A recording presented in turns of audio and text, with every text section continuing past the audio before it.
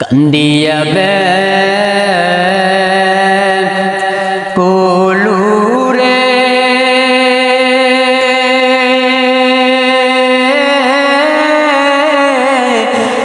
হানজালা শহীদ রে। নবীজির একজন বিশিষ্ট সাহাবী, নাম তার বিলাল। এই বিলাল যখন আজান দিতেছে, ঠিক আজানের সময় বিলালের কানের মধ্যে আওয়াজ চলে আসছে, কুতিলা মুহাম্মদ, কুতিলা মুহাম্মদ, মুহাম্মদ নাকি দুনিয়ার মধ্যে নাই। এই আওয়াজটা যখন বিলালের কানের মধ্যে চলে আসছে, এবার বিলাল আজান বন্ধ করে উহুদের ময়দানে দৌড় মারছে গো। সাহাবায়ে কেরাম ডাক দিয়ে বলে, কিরে বিলাল, আজান কেন বন্ধ করিয়া দিলা? আবার তুমি দৌড়াইতেছ, তোমার মাথা থেকে টুপিটা তো পরিয়া যাইতেছে। যেই বিলালের কোনো সময় মাথা থেকে টুপি বের হয় না, ঘুমানোর সময় হযরত বিলাল মাথার মধ্যে টুপি পরিধান করে ঘুমায়। বিলাল যখন গোসল করতে যায় তখনও টুপি পরিধান করে গোসল করে। কিন্তু আজকে বিলাল তাকায় দেখে বিলালের মাথা থেকে টুপিটা উড়িয়া উড়িয়া পড়িয়া যাইতেছে। সাহাবায়ে কেরাম ডাক দিয়ে বলে, কিরে বিলাল, তুমি কেন দৌড়াইতেছো?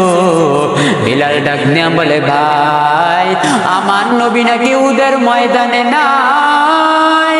আমি বিলাল কিভাবে আজান দিব? যেই নবী না থাকবে আমি কিভাবে আজান দিব? আরেকজন সাহাবী, তিনি খেজুরের বাগানে পানি দিতেছে। হঠাৎ করে ওই সাহাবীর কানের মধ্যে আওয়াজ চলে আসছে, কুতিলা মুহাম্মদ, কুতিলা মুহাম্মদ। যখন এই আওয়াজটা ওই সাহাবীর কানের মধ্যে চলে আসছে, ওই সাহাবী এখন সেই খেজুর গাছের মধ্যে পানি দেওয়া বন্ধ করে দিয়েছে। এবং মালিক ডাক দিয়া বলে, কেউ তুমি কেন এই গাছের মধ্যে পানি দাও না?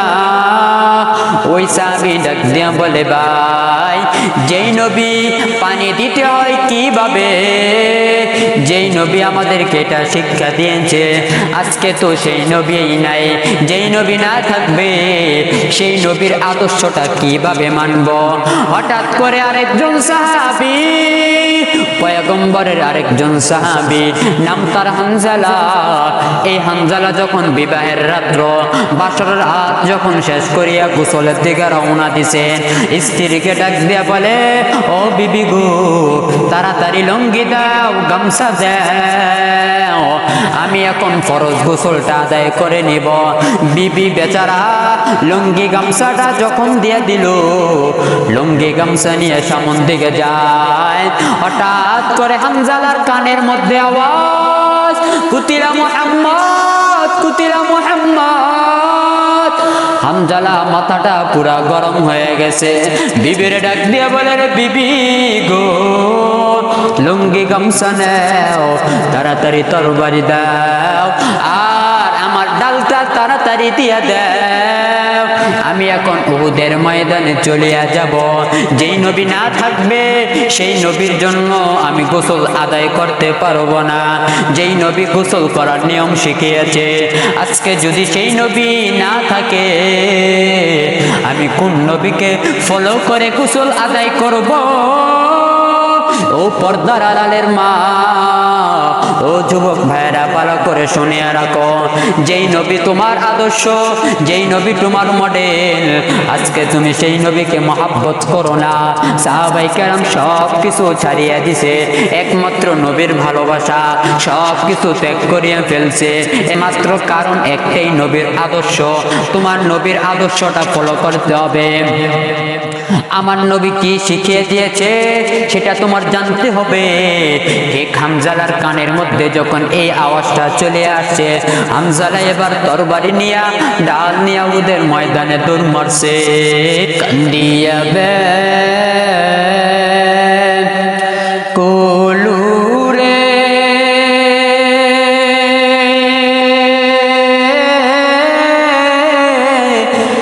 হানজালা শহীদ রে।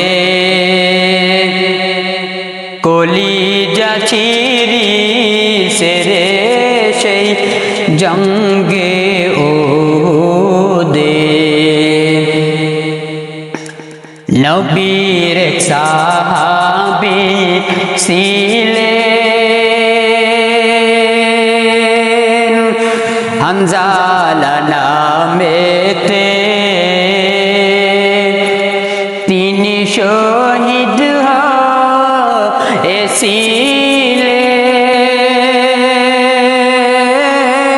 হয়েছিলেন বিবাহের রাত্রিতে রে গিয়ে জঙ্গে ওহুদে।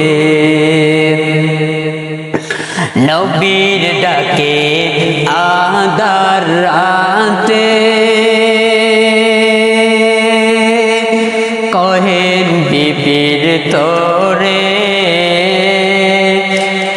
বিয়ের রাতে রে চল শিরনে,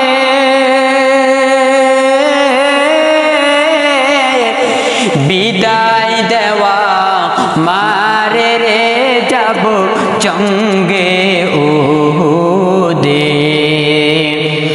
কান্দিয়া কুলুরে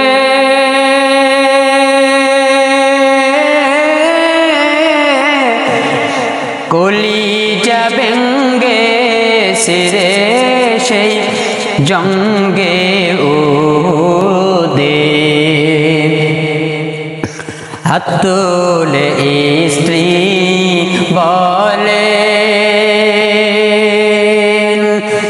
আল্লাহর দরবারে, বিয়ের রাতে রে না বসামি,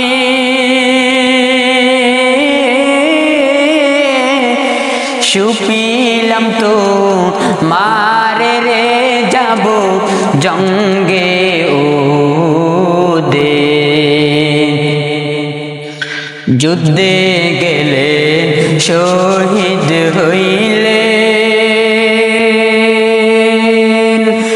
নাপাক হালাতে, নবী জেনে